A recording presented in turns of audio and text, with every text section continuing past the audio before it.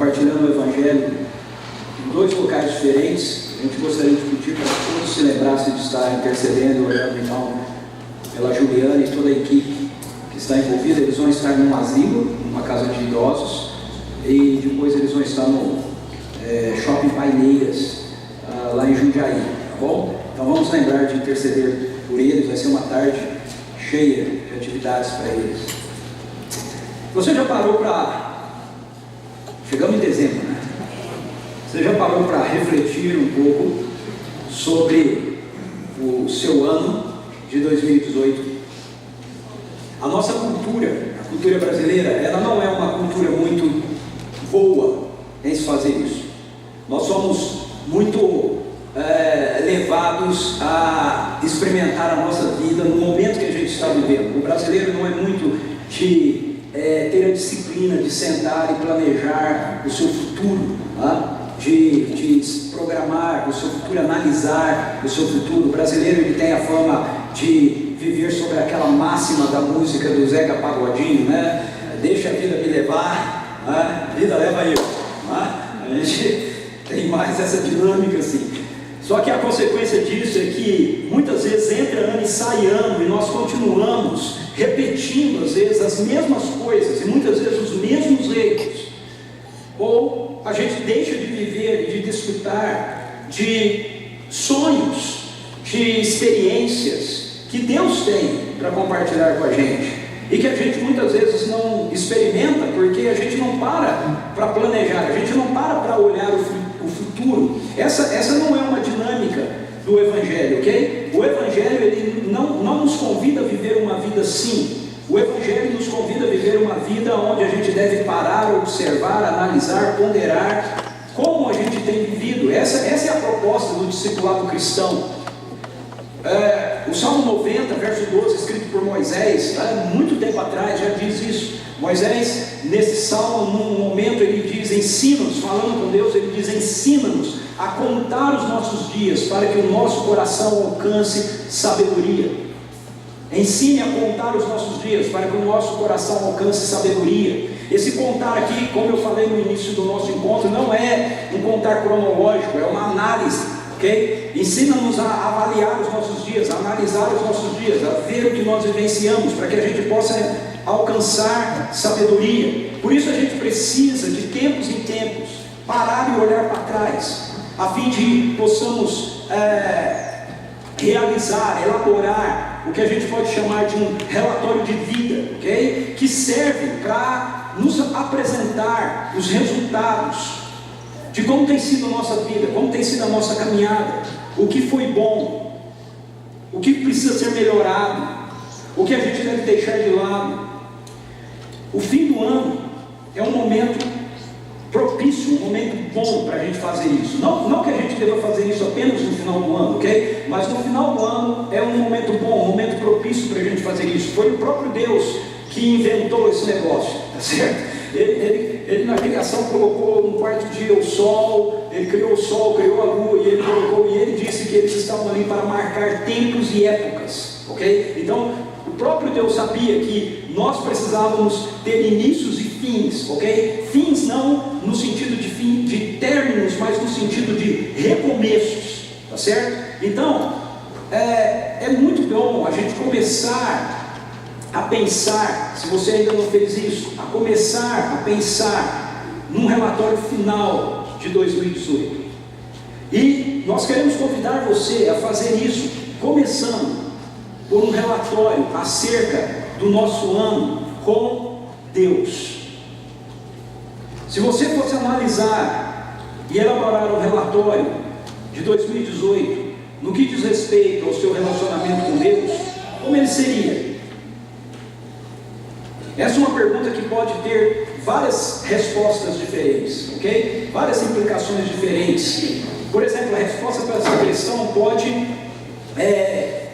vir com a gente dizendo que ao longo do ano nós crescemos em intimidade com Deus. Ou podemos responder que ao longo do ano nós tivemos momentos onde a nossa experiência com a presença de Deus foi marcante. Ou ainda, a gente pode concluir que, pensando bem, o nosso ano poderia ter sido melhor com Deus.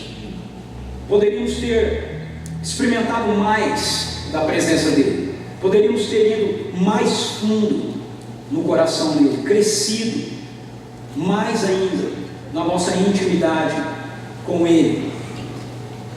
Talvez você possa parar num momento desse e se sentir, por exemplo, constrangido, acusado, culpado, ok? Como se você, ao longo do seu ano, na verdade tivesse negado a Deus, tivesse andado distante dele. Então são múltiplos pensamentos e múltiplos sentimentos que podem vir quando a gente para fazer uma análise desta. Então, partindo do princípio de que relatórios, eles visam analisar o passado, não para nos acusar, mas a fim de minimizar os erros que a gente pode ter cometido, a fim de potencializar aquilo de bom que nós experimentamos, que nós vivemos para o nosso futuro. Então, como é que deve funcionar um relatório de vida, um relatório final acerca da minha vida com Deus, acerca da sua vida com Deus? Você certamente já viveu momentos na sua vida, ou talvez pensando na sua vida, em que você tenha dito assim: puxa, se eu pudesse voltar atrás, eu não faria isso assim. Se eu pudesse voltar atrás, eu faria tal coisa diferente. Já teve experiências assim? Está tudo certo, vamos continuar, ok? Que bom. Eu achei que a gente fosse ter uma experiência legal aqui de igreja perseguida.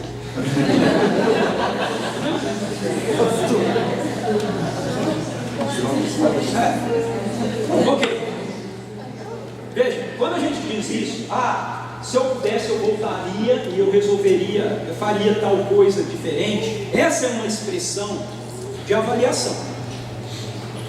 Isso mostra que muitas vezes a gente faz essa avaliação, ok? Ainda que ela não seja uma avaliação onde de repente a gente elabora de uma forma concreta, nós vivemos essa avaliação muitas e muitas vezes, ainda que seja de uma forma subjetiva, ok? Ainda que não seja objetiva, né? Aquela que a gente senta, analisa, mas subjetivamente a gente vive essas realidades. O fato é que todos nós, de forma intencional ou empírica, nós estamos nos avaliando. Então, quando a gente avalia, como é que a gente se vê no futuro?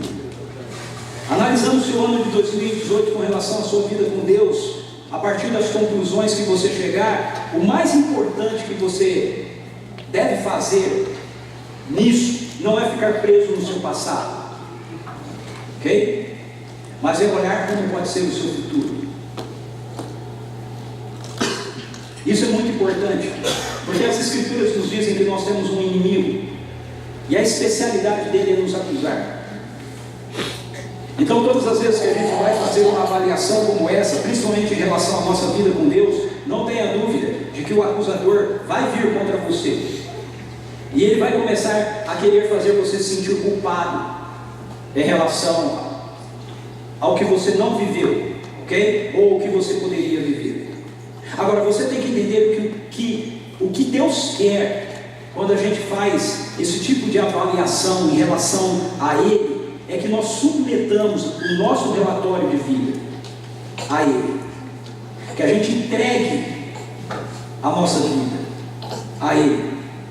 Por quê? Para que Ele então possa nos dizer como é que deve ser daqui para frente, ok? Como deve ser. Deus não quer que o passado fique preso em nós, ok? Deus não quer que o passado fique preso em nós. Ele não quer que você fique preso no passado. O que Deus deseja é que a gente possa experimentar realidades novas, que a gente tome decisões em relação ao nosso futuro, que não sejam mais decisões tomadas por nossa própria conta, mas decisões que se baseiem na sabedoria dele, se baseiem na direção dele. Então, isso tem a ver com a nossa vida em relação a Deus, no nosso ano de 2018. Pedro foi um dos primeiros seguidores de Jesus, uma das primeiras pessoas que Jesus chamou para seguir. De acordo com os evangelhos, os 4 primeiros seguidores de Jesus, dentre os 4 primeiros seguidores de Jesus, um deles foi Pedro. Então Pedro, como um desses primeiros seguidores de Jesus, foi alguém que, ao elaborar um relatório de sua vida com Deus, foi tomado de decepção consigo mesmo. E quando ele olhou isso, e ele procurou agir diante do que ele viu por conta própria, ele acabou se equivocando. Quando Jesus chama Pedro, ainda não entrou aí os slides de novo, em Lucas capítulo 5, versículos 1 a 11, você pode abrir a sua Bíblia lá, ou ligar a sua Bíblia lá.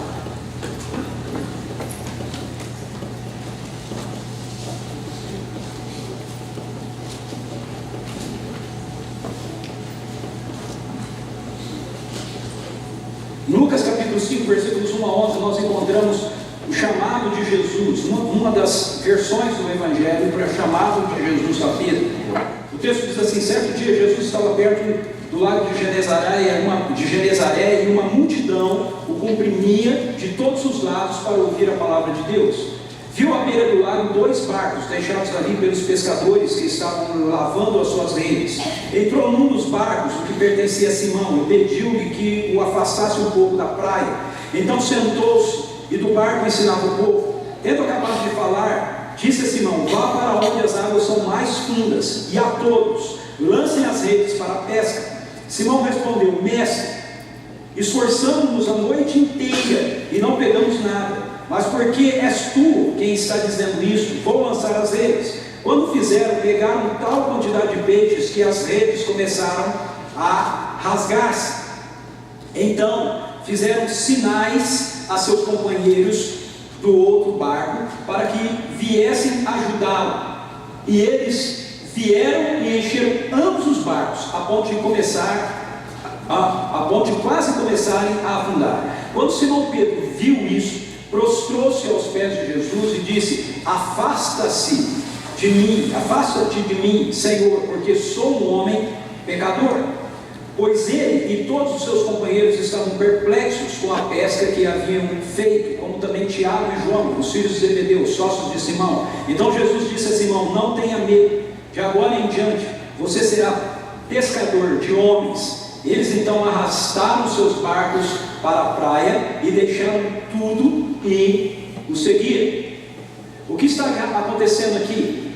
Aqui nós temos o marco zero, ok?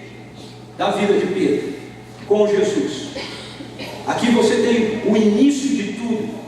Aqui você tem um encontro, o primeiro encontro de Pedro com o Evangelho, com quem Jesus é. O marco zero, ele apresenta esse centro geográfico de uma cidade, que é de onde tudo começa. Toda cidade tem um marco zero, e a nossa vida com Deus também tem um marco zero, ok? Mesmo que ele aconteça com você muito novo, porque você já venha crescendo dentro da igreja, mas tem algum momento na sua vida que você tem esse encontro poderoso com o Evangelho, esse encontro poderoso com Jesus. Em nossas vidas, os relatórios concernentes à nossa vida com Deus, eles precisam estar conectados a isso. Eles precisam estar conectados a essa experiência, a essa realidade, a esse marco zero, ao momento da nossa história, onde tudo começou. Ok? Ou seja, todas as vezes que a gente vai fazer uma avaliação da nossa vida em relação a Deus, nós temos que ir até aonde o Evangelho nos achou, aonde o Evangelho nos encontrou. E analisar a nossa vida a partir dessa realidade. Pedro, ele teve um privilégio, um grande privilégio, uma grande oportunidade de, como um discípulo de Jesus, andar com ele todos os dias, fisicamente, ok? E andando com Jesus todos os dias, Pedro experimentou e viu momentos extraordinários na sua história, com Jesus, na sua vida com o Evangelho. Por exemplo, Pedro viu muitas pessoas sendo curadas e sendo libertadas pelo poder de Jesus, incluindo a sogra dele. Alguns dizem que é por isso que ele nega Jesus mais tarde. Mas não é verdade, ok? Não é por isso que ele nega Jesus. Mas ele viu isso. Pedro foi um dos discípulos que viu Jesus alimentando com alguns pães e alguns peixes por 2 vezes uma multidão. Ele teve essa experiência de receber nas mãos dele pães e peixes que Jesus deu graças, e através daqueles poucos pães e poucos peixes ver uma multidão sendo alimentada. E dentro desse contexto, Jesus faz um discurso falando que Ele é o pão vivo que desceu do céu, e que se qualquer um quisesse experimentar a verdadeira vida, precisava comer do seu corpo e beber do seu sangue. E isso escandalizou muitos discípulos, muitas pessoas que o seguiam, deixaram de seguir. E Pedro, dentro desse contexto, é aquele que vai dizer para Jesus: para onde é que nós vamos voltar? Nós não temos para onde voltar, só tu tens as palavras de vida eterna. Pedro é um desses que estavam com Jesus quando Jesus se transfigura, quando ele assume a identidade que ele tem hoje, ok? De homem glorificado. Ele, Pedro, Tiago e João veem essa manifestação que nós chamamos de transfiguração. Pedro não só viu Jesus andar sobre as águas, como os demais discípulos viram, ele próprio andou sobre as águas com Jesus. Pedro recebeu revelação dos céus, e é ele quem reconhece, quem afirma: tu és o Filho de Deus, tu és o Cristo, o Filho de Deus, o Filho do Deus vivo. Então Pedro viveu intensamente essa sua vida de discipulado com Jesus, essa sua experiência com a realidade do Evangelho. Ele viveu tão intensamente que em alguns momentos Pedro quis saber mais do que Jesus sabia. Pedro achou que podia saber mais do que o próprio mestre. Por exemplo, quando Jesus aponta que a sua missão, o seu futuro, o seu destino era a cruz, Pedro chama Jesus à parte e tenta repreendê-lo, dizendo para ele: não, Senhor, não faça isso. Ele tinha acabado de dizer que Jesus era o Filho do Deus vivo, ok? Ele tinha acabado de confessar que Jesus era o Messias. E aí, em seguida, ele vai dizer para Jesus: não, Senhor, não faça isso. Não fica falando esse negócio de cruz, de que vai morrer. Eu conheço essa turma aí. Se o Senhor começar a falar negócio de cruz, morrer, tomando tudo, vai demandar. O pessoal gosta do Senhor fazer milagres, cruz, morrer, esse negócio aí não gosta não. Ele quis corrigir Jesus, e Jesus teve que repreendê-lo. Pedro, momentos antes de Jesus ir para a cruz, é que vai afirmar para Jesus que ele não vai lavar os seus pés. Jesus tinha lavado os pés de todos os discípulos. Ele chega em Pedro e Pedro diz: não, Senhor, o Senhor vai lavar meus pés? Não, de forma alguma, não vou deixar o Senhor fazer isso. E quando Jesus diz para ele: Pedro, se eu não lavar os seus pés, você não tem parte comigo, ele sai de um extremo e vai para o outro. Pedro é 8 ou é 80. Aí Pedro diz para ele: Senhor, não, só lavar os pés não, então lava a cabeça, lava a mão, já dá uma geral, faz barba, cabelo e bigode, ele já faz tudo. Porque a ideia de Pedro era: se isso tem a ver com intimidade, se isso tem a ver com relacionamento, então eu não quero um pouco, eu quero tudo. Essa é a expectativa de Pedro, ok? Às vezes nós o julgamos por causa das coisas dele, mas você tem que entender que Pedro, ele tinha essa expectativa, ok? De uma vida de profunda intimidade com ele, com Jesus. Pedro, quando Jesus diz que todos os seus discípulos vão negá-lo, vão fugir, vão abandoná-lo, Pedro diz: eu de modo algum farei isso. Eu não vou te deixar, eu não vou te abandonar. E Jesus diz para ele, especificamente para ele: Pedro, antes que o galo cante, você vai ter me negado 3 vezes. E Pedro diz para ele: não. Já pensou nisso? Jesus está falando com Pedro, ok? O Deus encarnado, dizendo para Pedro: Pedro, você vai fazer isso, ok? E ele está: não, Senhor, o Senhor está errado.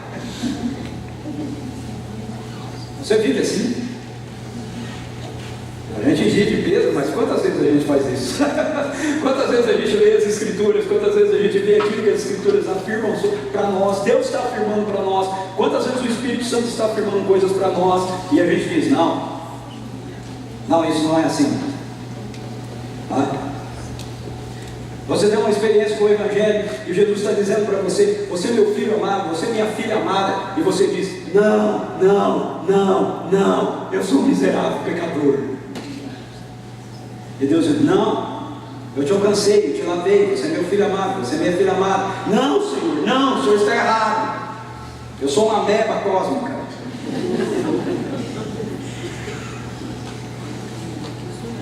Ele diz para a gente: nós temos autoridade, poder para operar no nome dele. E aí a gente diz: não, eu sou um mero Zé Ninguém. Somos muito parecidos com Pedro. Pedro é um dos que estavam com Jesus no Monte das Oliveiras, e quando os guardas chegam, ele arranca uma espada e ele descenta a orelha de um dos guardas, chamado Malco, que foi lá para prender a Jesus. Ele tinha andado 3 anos com Jesus. Ele tinha ouvido Jesus dizer várias vezes que o reino dele não era desse mundo, que ele não veio para ter o domínio, a força bruta. Mas ainda assim, naquele momento, Pedro acha que o uso da força é que vai dominar. O reino de Deus vai dominar o mundo pelo uso da força, pela espada. Jesus o repreende. Pedro, enquanto Jesus está apanhando em direção à cruz, enquanto ele está sendo julgado, vai de fato dizer 3 vezes: eu não o conheço, nunca ouvi, não sei quem é esse cara. Pedro vê Jesus morrer. Quando o galo canta a 3ª vez, e ele se dá conta de que Jesus vai para aquela cruz, ele se decepciona consigo mesmo. É o momento em que ele avalia a sua história e ele chega a uma conclusão: eu sou uma mentira, eu sou um engano, eu não sou o que eu achei que fosse. E o que ele faz? Ele volta para onde ele acha que nunca deveria ter saído. O que eu sei mesmo fazer é pescar peixes. E é isso que eu deveria ter ficado fazendo ao longo da minha vida. Vou voltar para o meu barco, vou voltar para minhas redes, vou voltar para os meus peixes. É isso que Pedro faz, decepcionado com ele mesmo, decepcionado com a sua história, decepcionado com a sua avaliação. Sabe, aquele pensamento: se eu pudesse voltar atrás, mas já que não posso, não tem como eu voltar atrás, não tem como eu não ter negado a ele. Então eu desisto. Quando nós avaliamos a nossa história assim, na maioria das vezes a gente faz exatamente o que Pedro fez. Nós tomamos decisões equivocadas em relação a quem Deus é, em relação ao que Ele deseja, o que Ele quer de cada um de nós. É o que acontece com Pedro, é o que acontece comigo, é o que acontece com você.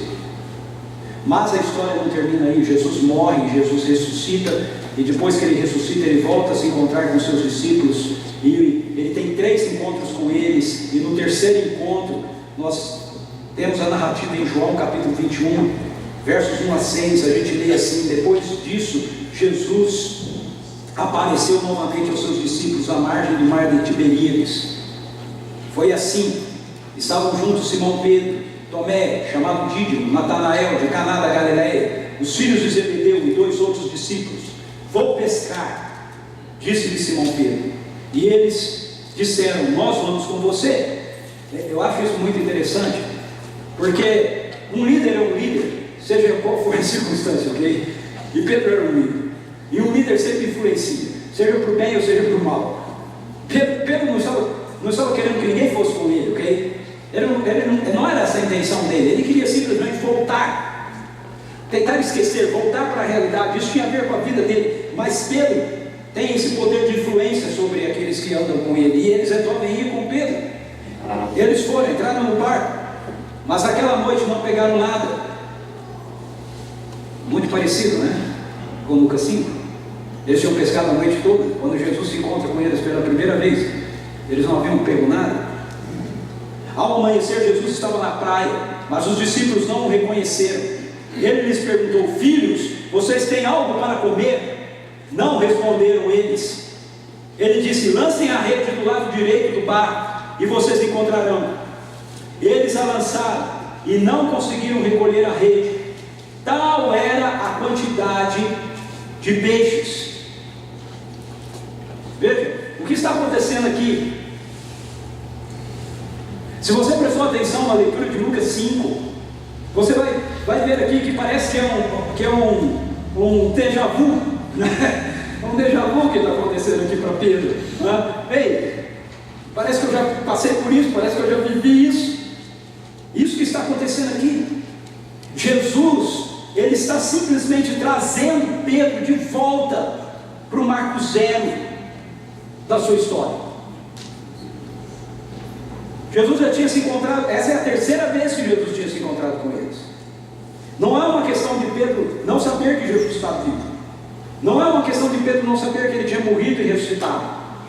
Ele já tinha se encontrado com Jesus 2 vezes, mas não tinha surtido nenhum efeito no que diz respeito à experiência da sua redenção, da reavaliação da sua vida. Por quê? Porque apesar desses encontros, Pedro estava fazendo uma análise focada nele. Então Jesus vem agora ao encontro de Pedro e Jesus diz: ok Pedro, vamos lá, vamos voltar para tudo onde começou. Jesus traz Pedro ao marco zero, não para começar com ele de novo, mas para recomeçar com ele em novidade, em novidade de vida. Então preste atenção.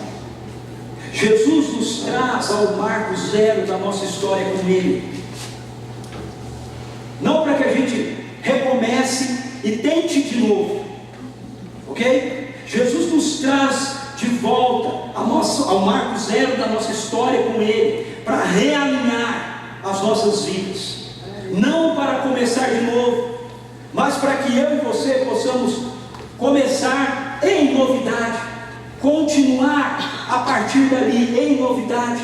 Não é um regresso ao passado para tentar corrigir os erros e ver se agora você acerta. É um regresso ao passado para que você experimente aquilo que é real e a partir de onde você está, você possa continuar dali para frente. E aqui nesse encontro com Pedro nós temos um momento maravilhoso de um Deus que continua reescrevendo as nossas histórias, um Deus que continuamente nos leva para onde tudo começou, para que a gente possa experimentar a novidade dele para a nossa história, para o nosso coração, para a nossa vida. Jesus, ele teve um tempo com os discípulos na praia. Esse texto é muito interessante. O texto nos diz que Jesus, ele prepara um café da manhã para eles, que Jesus tem uma fogueira ali. Verso 9, quando desembarcaram, viram ali uma fogueira, peixe sobre as brasas e um pouco de pão. E aí o que Jesus faz? Jesus convida-os para virem se acercarem dele, participarem daquele momento com eles, e pede para que eles tragam dos peixes que eles acabaram de pescar. E nesse contexto de intimidade, nesse contexto de relacionamento, ok? Porque nas Escrituras, comer junto sempre implica em intimidade, sempre implica em relacionamento. Dentro desse contexto então de intimidade, dentro desse contexto de relacionamento, Jesus vai interagir com Pedro. Nos versículos 15 a 19, nós lemos assim: depois de comerem, Jesus perguntou a Simão Pedro: Simão, filho de João, você me ama realmente mais do que estes? Ele havia dito para Jesus, lembra-se? Eu não vou te negar, ainda que todos eles te neguem, eu não vou te negar, ainda que todos eles te abandonem, eu não vou te abandonar. Disse ele, sim, Senhor, tu sabes que te amo. Disse Jesus, cuide dos meus cordeiros. Novamente Jesus disse, Simão, filho de João, você realmente me ama? Ele respondeu, sim, Senhor, tu sabes que te amo. Disse Jesus, pastorei as minhas ovelhas. Pela terceira vez ele lhe disse, Simão, filho de João, você me ama? Pedro ficou magoado por Jesus lhe ter perguntado pela terceira vez, você me ama? E ele disse, Senhor, baixou a bola, né? Tu me amas mais que isso? Sim, Senhor, tu sabe que eu te amo. Pedro dizendo, você realmente me ama? Claro que eu te amo, Senhor. Terceira vez, Pedro, tu me amas? A ficha caiu.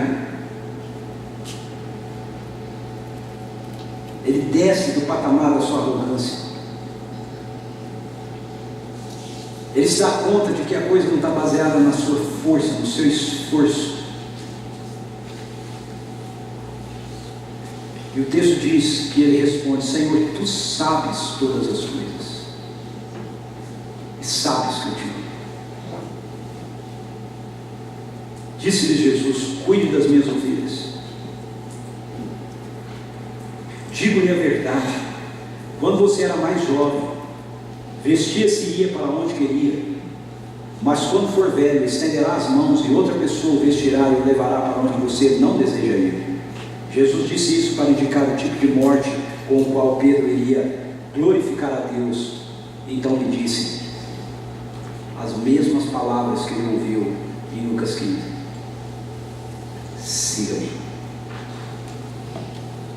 siga-me. Você está ouvindo a voz dele com você essa manhã? Siga-me.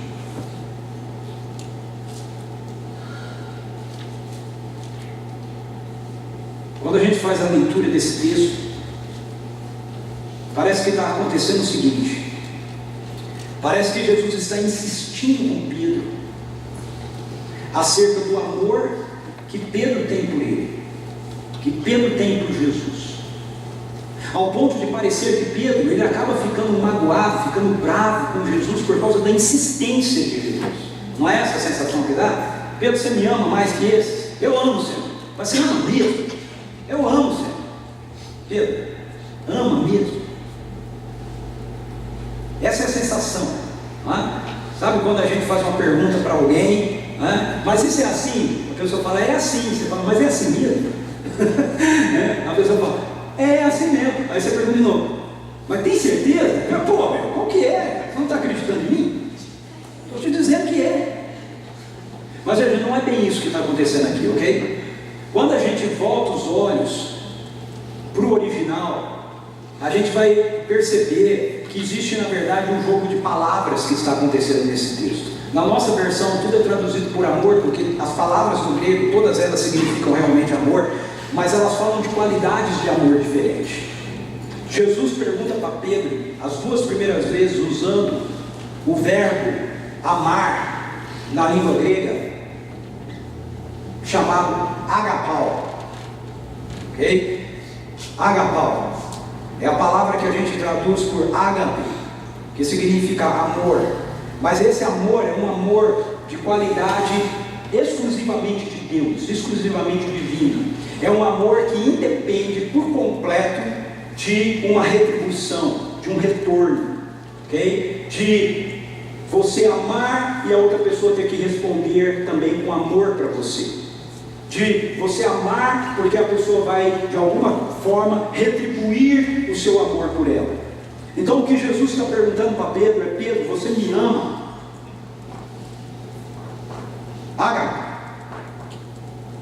Agapau, Pedro, você me ama sem eu fazer nada por você, sem eu precisar realizar nada por você. Você me ama? E Pedro, quando responde para Jesus, ele responde: amo. mas a palavra que ele usa é filéu, que é um amor de retribuição a um amigo, ok? É um amor de retribuição a um amigo. Um amigo te ama e você ama um amigo também. Então Jesus está perguntando para Pedro: Pedro, você me ama incondicionalmente, independente de qualquer coisa, você me ama? E Pedro está dizendo para Jesus: Senhor, eu te amo porque o Senhor é meu amigo. Eu te amo porque eu sei o que o Senhor fez por mim. Eu sei o que o Senhor faz por mim. E Jesus insiste com Pedro, querendo saber dele se ele tem esse amor, que é esse amor de Deus, que é o amor que Jesus tem. Pedro, tu me amas? E Pedro novamente vai responder com filéu: Pedro, agapau, agapau-me. Pedro vai dizer: eu filéu.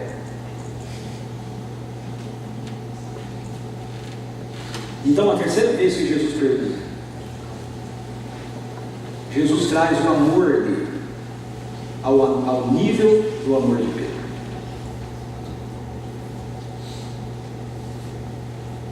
Ele diz: ok, Pedro, se esse é o amor que você consegue me dar, eu quero, eu recebo. Pedro, você filéu a mim? E Pedro se entristece. Ele se aborrece não com Jesus, ele está aborrecido consigo, porque ele vê que ele não consegue responder à altura do amor que Jesus tem por ele. Mas sabe, aqui nós temos algo extraordinário, algo maravilhoso.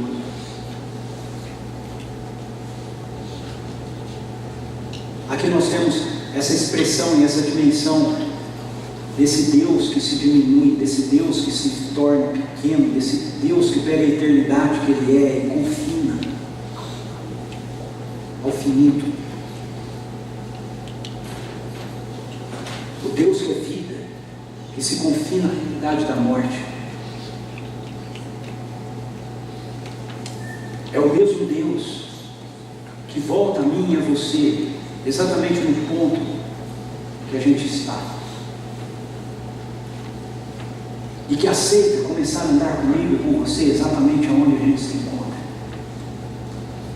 que não exige de mim, não exigiu de Pedro, não exige de mim, de você, que se você quiser andar com ele, se você quiser amá-lo, então você precisa aumentar o seu amor por ele, você precisa se esforçar mais e chegar a agapau, para que você possa então se relacionar com ele. Não, ele diz: ok, se é isso, se é assim, eu chego aí, eu me rebaixo aí, nós vamos começar de novo, Pedro, eu vou levar você comigo. Jesus leva Pedro ao seu marco zero, para que Pedro siga em novidade de vida. Pedro entende que nesse encontro que ele está tendo, que a vida do Evangelho é bem diferente do que ele estava pensando que era. Pedro aqui é reevangelizado por Jesus, como Jesus o traz de volta a esse marco zero. Sabe por quê? Porque a vida toda de discipulado de Pedro, embora Jesus nunca tenha exigido isso, foi baseado nele mesmo, foi baseado no seu esforço, foi baseado na sua competência, foi baseado na sua capacidade. E quando ele é confrontado por essa realidade do amor de Jesus por ele, por ágape, ele não tem condições de dizer: eu sou capaz disso. É aí que a ficha cai, é aí que ele entende que o discipulado, que a vida com Deus não está baseada no nosso esforço, não está baseado na nossa competência, não está baseado nos nossos acertos, está baseado em nós acolhermos o amor que Ele dirige a nós. Por isso, Jesus traz Pedro ao marco zero e inicia a reconfiguração da sua história com essa pergunta: Simão, filho de João, você me agarras mais do que esses? Você me ama incondicionalmente mais do que todos esses mesmos. Pedro tem que cair em si, ele tem que reconhecer que ele não é capaz disso.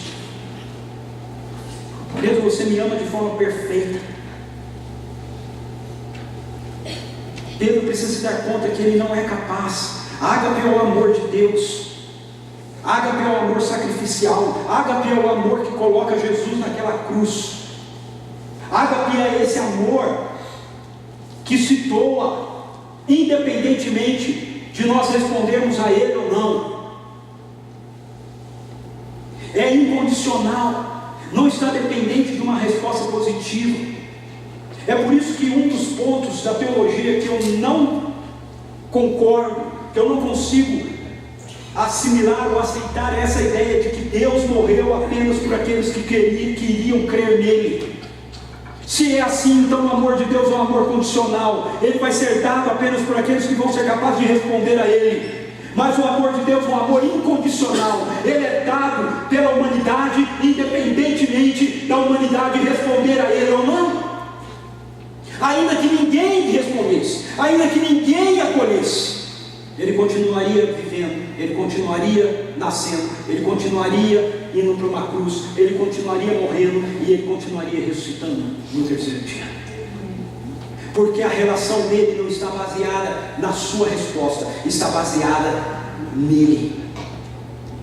Agora, Pedro sabe disso. Por isso a resposta de Pedro para Jesus é não, Senhor. O Senhor sabe que eu, Filéu, eu não tenho esse nível. O que eu posso te dar é meu amor fraterno, mas eu não tenho um amor perfeito para te entregar. É isso que Pedro está dizendo para Jesus. E sabe o que é surpreendente aqui? É que talvez o que Pedro estivesse esperando é que Jesus dissesse para ele: eu sei, Pedro, eu sei disso. Por isso, não dá mais para você continuar andando comigo. Por isso, não dá mais para confiar em você.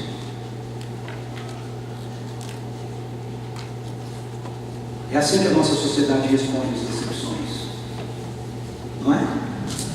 Não podemos mais andar juntos. Você falhou comigo, você errou, você me traiu, você disse que não faria e fez, você me decepcionou. Mas aqui, diante de Pedro, está Jesus, o amor, Ágape, o Deus encarnado, o que ama perfeitamente. E ele continua questionando Pedro: Pedro, você me ama perfeitamente? E Pedro continua consciente de que a única resposta que ele pode dar para Jesus é a sua sinceridade. E sabe de uma coisa, meu querido, minha querida? Isso é tudo que Deus quer de mim e de você. Nossa sinceridade, não nosso desempenho. Não dizer para ele: ok, Senhor, eu vou me esforçar mais para te amar assim. Mas olhar para ele e dizer: Senhor, eu gostaria tanto, mas eu não consigo. Eu te amo, mas o meu amor não é isso que o Senhor está me apontando. Então vem a terceira vez. O que acontece com Pedro? Ele se entristece, porque ele tem que reconhecer isso. Ele não está triste com Jesus. Ele está consciente de que ao longo daquela primeira etapa de discipulado dele, ele achou que as coisas estavam baseadas nele, não em Jesus.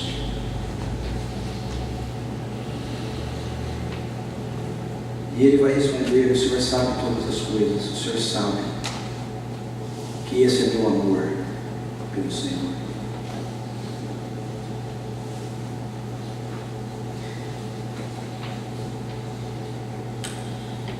Quando Jesus leva Pedro ao seu marco zero,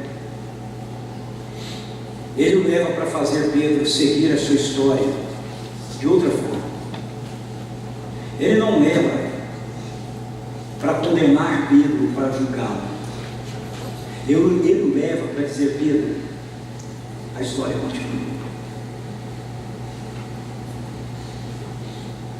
Tem um reinício, e esse reinício é em novidade. Ele o leva para fazer Pedro acreditar que a história dele não terminou na negação, que a história dele poderia continuar não mais por si mesmo, mas conduzida por Jesus, conduzida pelo Evangelho. Então, meu querido e minha querida, não importa o que o relatório mostra, não importa o que o seu relatório de vida vai te mostrar, o que o meu relatório de vida vai me mostrar, sempre há novidade de vida com Deus logo à frente. E viver a vida a partir do Evangelho tem a ver com viver a vida que Deus tem para nós, sabe? E esse é o ponto que muitas vezes o meu coração, a minha mente não consegue assimilar em relação a nós. É que Jesus, Deus, tem a melhor vida para nos dar. Ele tem a melhor vida para você, para mim. A vida dele, oferecida nele. Uma vida onde você pode viver a sua vida escondida no amor dele, oculta no centro do seu coração. E muitas vezes a gente continua agindo ao contrário do que Pedro fez. A gente continua insistindo: não, eu não mereço, Senhor, eu te neguei, eu falhei. Como assim? Como o Senhor vai fazer com que eu viva de novo agora, experimentando simplesmente o teu amor? Sabe por que muitas pessoas não desfrutam da vida abundante prometida pelo Evangelho? É porque elas insistem em continuar vivendo a vida por conta própria. Então, se você está aqui hoje, você precisa parar de insistir em viver sua vida por conta própria e viver a sua vida a partir da vida, do amor que Jesus tem e que Ele dá a cada um de nós. Então, independentemente da conclusão final do seu relatório de 2018, Deus quer que cada um de nós aqui sigamos adiante contentes no amor. Jesus está ensinando a Pedro o que significa ser amado por Ele, por Jesus. Paulo nos diz que esse amor foi derramado no meu coração, no seu coração, quando nós temos um encontro com o Evangelho. Nós somos encharcados por esse amor, porque o Evangelho não tem a ver com quanto nós amamos. O Evangelho tem a ver com quanto somos amados por Deus. O Evangelho não tem a ver com quanto você consegue amar a Deus, mas com quanto você aceita ser amado por Ele. Jesus nos traz de volta ao marco zero, não para cobrar perfeição, mas para que a gente siga dependentes do amor dele. A gente siga dizendo: Senhor, seguro estou no teu amor. Nada pode me separar deste amor. Nada. A mensagem do Evangelho nunca foi sobre quanto nós podemos amar. Sempre foi quanto confiamos no amor dele por nós. Sabe, hoje de manhã, enquanto eu orava, uma palavra vinha muito forte na minha mente: desempenho religioso. Você precisa matar isso no seu vida.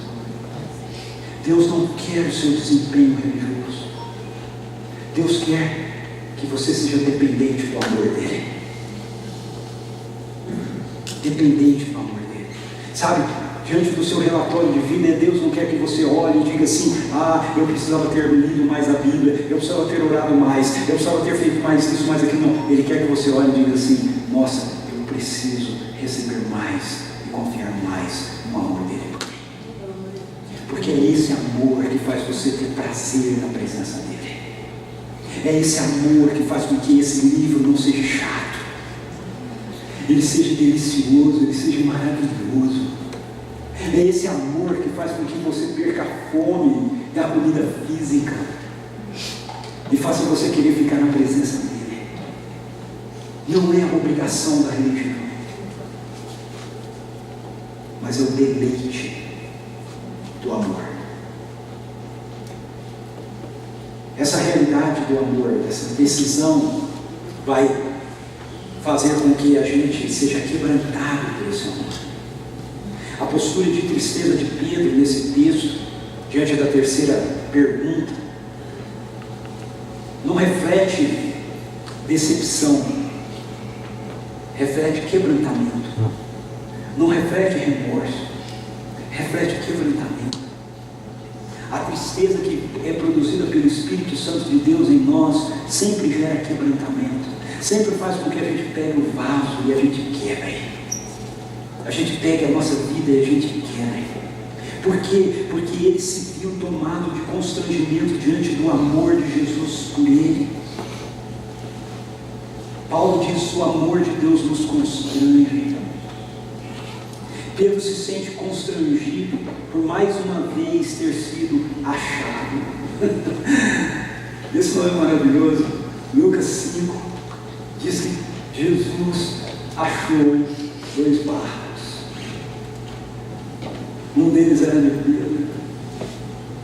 Ele diz: ei cara, empresta esse barco aí para mim. Depois que ele prega, ele diz: vamos pescar. E Pedro diz: está aí um cara que não entende nada de pesca, hein?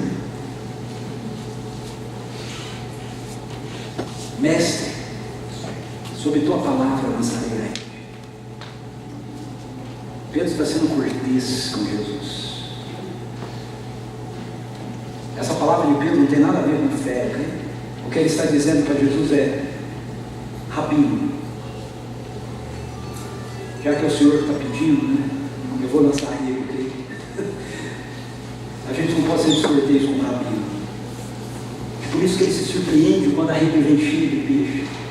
E agora Jesus acha Pedro de novo. Pedro foi pescar, ele está na praia. Jesus o encontra exatamente no mesmo lugar, exatamente com a mesma circunstância, exatamente com a mesma situação. Sabe, Jesus vira assim para eles: ei, pegaram alguma coisa aí? Pegamos nada não, pescamos a noite toda. Lança a rede do lado direito do barco. E eles lançam a rede. E ela vem cheia. Eles a lançaram e não conseguiam recolher a rede, tal era a quantidade de peixes. Verso 7. O discípulo a quem Jesus amava disse a Pedro: é o Senhor. É o Senhor. Um sinal, um milagre acontece. E João olha e diz: é Ele, só pode ser Ele. Sabe, e acontece um negócio maluco demais. Eu vou dar a minha interpretação disso, ok? Ela não é muito ortodoxa como os comentaristas. O texto diz que Pedro estava sem a sua camisa, sem a capa. E aí quando ele ouve que é o Senhor, diz que Simão Pedro vestiu a capa, pois havia tirado, e lançou-se ao mar. Por quê? Por que que Pedro foi lançar-se ao mar e veste a capa? Quando a gente vai entrar, o que a gente faz na água? A gente tira a capa, não é? A gente tira a camisa. A gente não veste a camisa.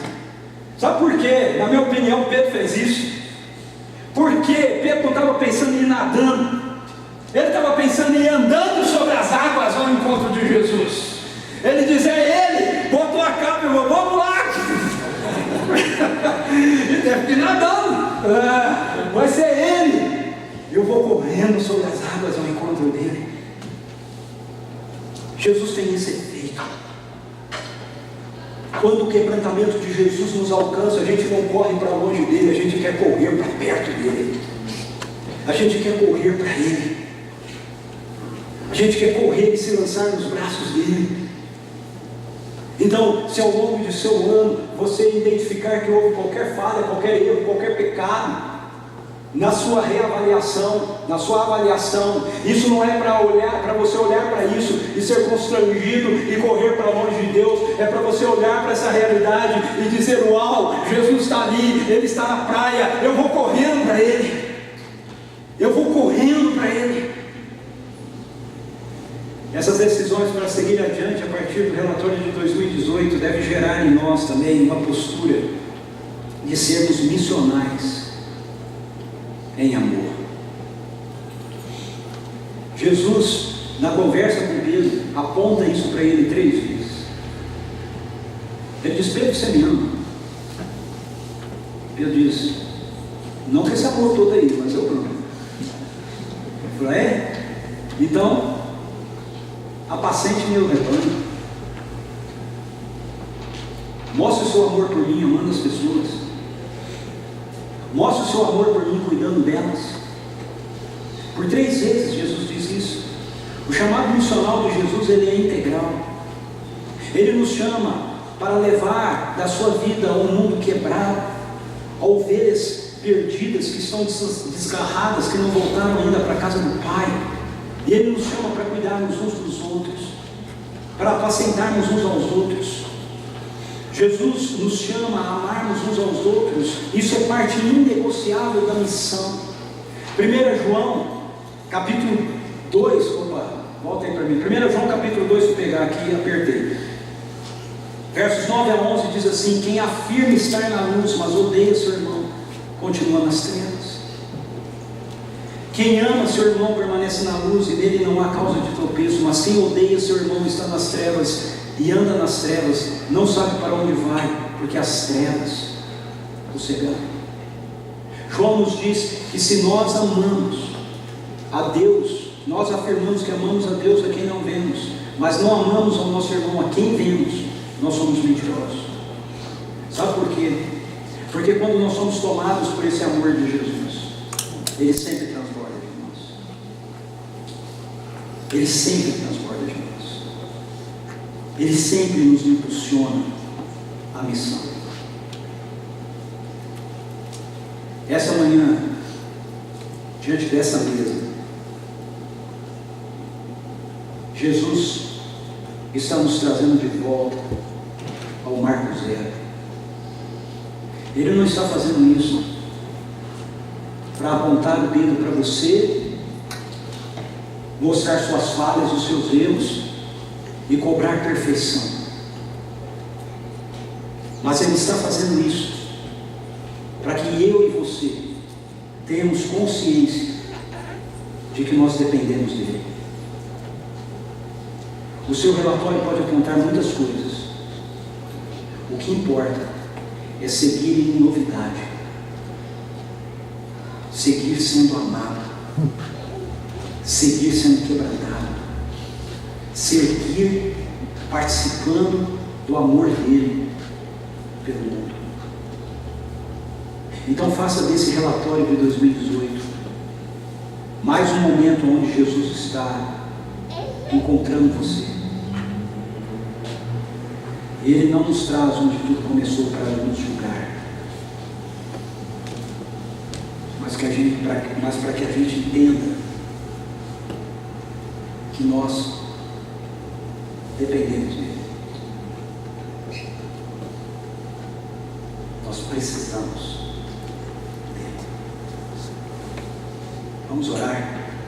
Feche seus olhos, curva a sua cabeça.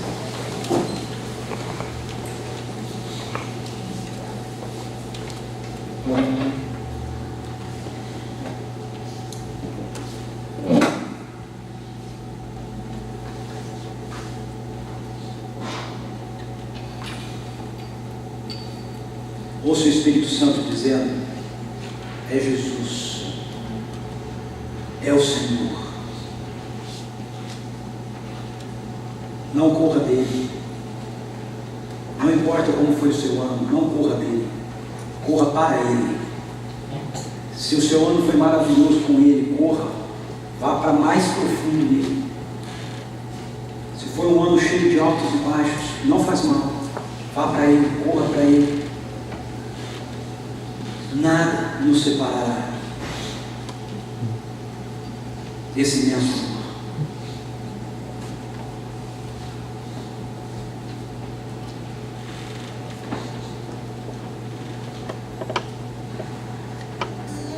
Somos profundamente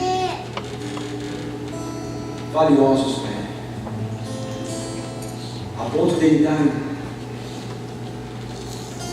o melhor por mim, por você.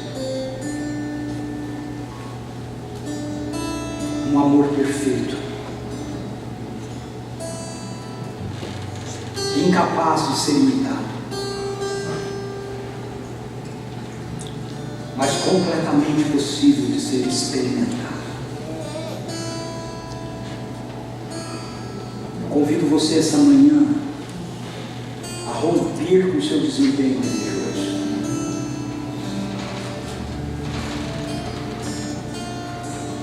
a não aceitar mais que isso seja a medida da sua relação com Deus, acreditar no amor dele por você, acreditar que você é filho e filha dele, a parar de ouvir quão maravilhoso é experimentar a vida dele e se sentir julgado e cobrado por isso, e entender que esse é um convite maravilhoso para você aprofundar sua vida na intimidade dele.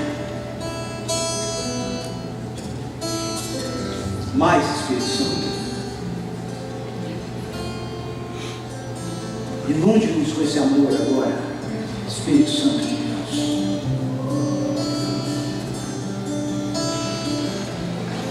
Que Ele transborde no nosso ser, nos levando a entender que não é nos esforçarmos mais, não é tentarmos mais, mas é entregarmos mais a dependência desse amor, a ponto dele nos embriagar de admiração, de prazer, de satisfação, de entusiasmo em Ti.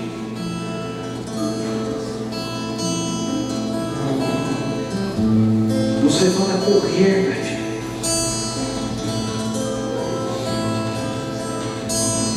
Em nome de Jesus.